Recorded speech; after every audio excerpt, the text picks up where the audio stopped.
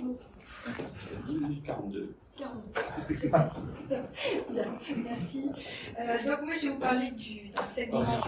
Je vais vous parler d'un segment un peu particulier sur lequel on travaille, qui est en fait le complément de la vidéo, qui a d'ailleurs été introduit précédemment par Thomas Wolski de Bosch, que je remercie, qui a commencé à aborder l'audio analytics. C'est effectivement ce sur quoi nous travaillons maintenant depuis 2015, puisque nous fabriquons des détecteurs d'anormalité sonore. Nous avons obtenu la médaille d'or des trophées de la sécurité en 2016. On est soutenu par la région Centre-Val de Loire. On est une société installée à Orléans. On a été labellisé par le CSF, dont tu parlais tout à l'heure, Dominique, le CSF Sécurité pour la sécurisation des grands événements, dont les JO Paris 2024. Et deux choses importantes que je souhaite souligner, c'est que d'abord nos produits sont entièrement fabriqués en France et que nous avons obtenu au mois d'avril un avis technique délivré par un laboratoire technique indépendant, je peux dire que c'est le CNPP, qui confirme que nos détecteurs sont rigoureusement conformes aux exigences du RGPD. Le son n'est jamais enregistré, le son n'est jamais transporté avec nos dispositifs. Alors, un mot justement sur notre approche du son, sur l'innovation que nous avons apportée. C'est un moteur d'intelligence artificielle que nous avons conçu nous-mêmes, qui est capable donc de détecter un son anormal dans un environnement naturellement bruyant. Chaque dispositif est équipé de son propre système d'intelligence artificielle. Il écoute en permanence l'environnement sonore autour de lui. À partir de cela, il bâtit un modèle prédictif et lorsque le son devient différent de ce qu'il a prévu, il y a une anormalité. Et ensuite, on va appliquer un filtre supplémentaire pour définir la famille à laquelle appartient cette anormalité sonore. Je vous donnerai quelques exemples dans un court instant. C'est donc en fait une brique qui vient s'insérer dans les systèmes de sécurité pour les dynamiser, pour les rendre plus réactifs.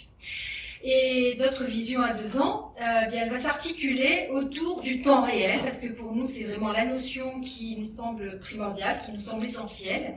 Je vais vous expliquer pourquoi. Et il nous semble important d'adopter dès maintenant, parce que 2 ans, en fait, c'est aujourd'hui, d'adopter dès maintenant le réflexe détection audio dans les appels d'offres, justement, pour venir apporter cette nouvelle dynamique au système de sécurité. Alors pourquoi ?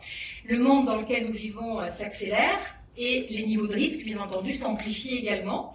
On est face à un phénomène universel de densification, que ce soit la population, les unités urbaines, les infrastructures et bien entendu le niveau de risque qui va avec, tout en sachant que les effectifs qui sont dans les centres de supervision ne vont pas augmenter au même niveau que l'augmentation du risque et aussi vite justement que les risques vont augmenter. On note une montée de la violence, de l'incivilité. On a connu des violences urbaines, des attentats, des crises sociales. On vient de connaître une crise sanitaire. On va certainement connaître encore d'autres phénomènes auxquels on ne pense pas aujourd'hui. Tout cela entraîne une montée des agressions verbales, une montée des agressions physiques.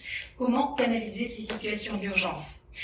Nous pensons que, en fait, la seule réponse, c'est le temps réel. En règle générale, le temps réel, aujourd'hui, régit nos vies. On a besoin d'une information fraîche et on a besoin surtout d'avoir justement cette information fraîche pour être capable de réagir au moment où l'événement se produit, parce que les conséquences du risque, elles, n'attendent pas. Alors comment suivre le rythme ? Comment identifier ce qui est essentiel et comment, grâce à cela, choisir la contre-mesure appropriée ? C'est là où le temps réel donc, nous semble un prérequis. Là, je cite un schéma de sécurité que nous connaissons bien tous ici. Hein. Je l'ai pioché dans les présentations de la N2V. Le schéma donc classique d'un système de sécurité bien conçu. On commence par détecter un événement.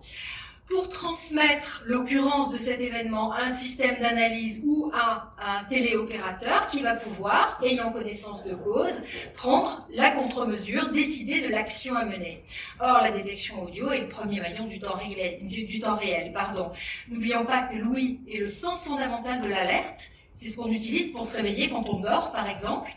On écoute en permanence, à 360 degrés autour de nous, ce qui permet donc d'activer des alertes en temps réel Des levées de doute guidées. Nous avons même un détecteur qui est capable d'orienter automatiquement une caméra vers une source sonore, ce qui permet des prises de décision rapides et donc un gain de temps précieux pour les protocoles de sécurité. Alors nous pensons que des dispositifs tels que ceux que nous proposons permettent de franchir en fait le cap de la surveillance vers l'ère de la protection, c'est-à-dire passer, et là j'emploie encore un terme de la N2V, passer de la vidéo-élucidation à la vraie vidéo-protection.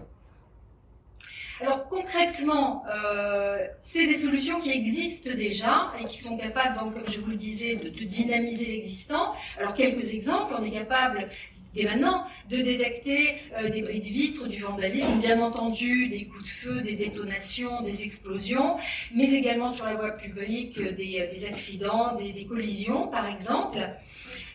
Tout ce qui est aussi à l'intérieur du bâtiment peut être détecté, des effractions par perçage, par découpe, ça permet d'agir tout de suite en cas de détection d'un cambriolage qui démarre.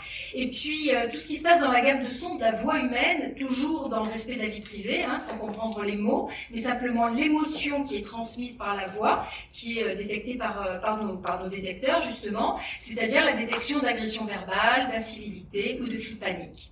Et puis il y a également un autre aspect qui nous semble utile aussi, particulièrement pour apporter une brique supplémentaire aux installations de sécurité et qui fait le lien avec la Smart City, c'est les nuisances sonores. Une nuisance sonore peut être une gêne dans la qualité de vie, mais ça peut être également le signe avant-coureur d'une dégradation des conditions qui peuvent entraîner des risques sécuritaires. Alors notre vision à 5 ans, alors nous pensons, nous espérons et nous misons sur le fait qu'une véritable filière son aura vu le jour et sera active sur le marché de la sécurité et de la Smart City, ce qui permettra d'améliorer la technologie, toujours pour pénétrer davantage d'espace. Alors pourquoi une filière sur le son? Eh bien, il existe une filière des caméras, une filière des images. Il y a de nombreux fabricants de caméras, c'est qui est une excellente chose et pour l'industrie et pour la sécurité, qu'il y a le choix entre des systèmes et des technologies différentes et complémentaires. Et nous pensons que à 5 ans, eh bien, le son aura suivi le même chemin et qu'il y aura un panel d'industriels qui pourra proposer des technologies différentes et complémentaires et qui auront donc les mêmes vertus que la multiplicité des fabricants de caméras. Tout cela passe par la reconnaissance par un cadre législatif, c'est indispensable. Au même titre qu'il existe un cadre législatif pour la vidéoprotection, il va falloir que l'audioprotection existe et s'inscrive dans la loi. Ça va permettre donc une officialisation, une reconnaissance, un encadrement et une réglementation raisonnée, ce qui va permettre une labellisation. Et c'est ainsi qu'on va pouvoir arriver à une libéralisation des usages. Alors par exemple, un avantage intéressant qui peut en découler, ça va être une levée de doute intelligente. Là aujourd'hui, nous détectons un son lorsqu'il se produit et nous envoyons une simple notification pour prévenir donc de l'occurrence de l'événement anormal, mais on peut imaginer qu'il sera possible à ce moment-là d'envoyer aussi l'extrait audio, excusez-moi, qui a occasionné la détection de l'anormalité sonore, ce qui va permettre d'avoir une levée de doute vidéo et une levée de doute audio en même temps. Bien entendu, ça va permettre également d'avoir toujours plus de métadonnées, ce qui pourra être multiplié, collecté, mieux analysé. On va pouvoir les intégrer les données issues du son dans les modèles Big Data, de manière à arriver à une dynamique technologique qui va vraiment sophistiquer les systèmes. Et je crois qu'on est tous d'accord là-dessus, c'est vraiment ce qui ressort de toutes les interventions qui ont été faites là jusqu'à maintenant. Tous ces systèmes et cette analyse qui en découle vont nous permettre de passer de la réaction à l'anticipation du risque. Autre axe important, particulier chez Sensevic, mais je crois qu'on travaille tous aussi vers la miniaturisation de l'électronique. Donc nous travaillons sur le fait d'intégrer la détection sonore dans d'autres outils. Alors bien sûr dans les caméras, c'est un sujet que nous avons déjà en trame de fond avec les fabricants de caméras dont nous sommes partenaires technologiques, mais on travaille aussi pour intégrer la détection sonore dans les outils du citoyen, les téléphones, les smartphones, les montres connectées. Ça pourra pénétrer les outils du foyer, les assistants domestiques, les outils urbains, les abribus, enfin tout ce qui est mobilier urbain, le transport public et les outils professionnels, les drones ou les robots de surveillance. Et c'est là qu'on voit émerger notre vision à 10 ans, en fait, c'est la dissolution des frontières publiques, privées. Le temps, selon nous, de la détection et de la captation en silo sera révolu à ce moment-là. On pourra mieux qualifier l'alerte, mieux comprendre surtout les interactions. C'est vraiment selon, mais je pense qu'on n'est pas les seuls à nouveau, l'ère de l'agrégation des données, elles seront matures.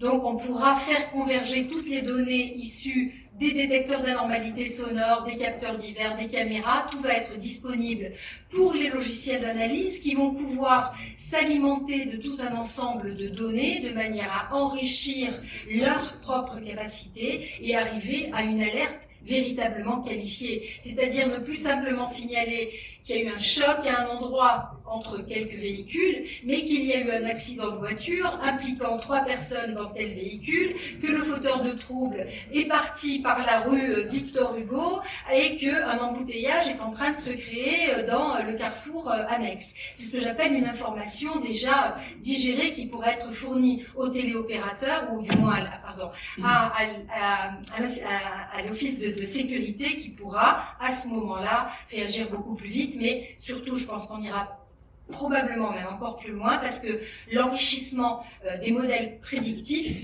va nous permettre surtout d'anticiper, de prévoir. Et à ce moment-là, l'alerte ne sera plus une surprise parce qu'elle aura été prévue. Voilà, je vous remercie pour votre attention. Merci.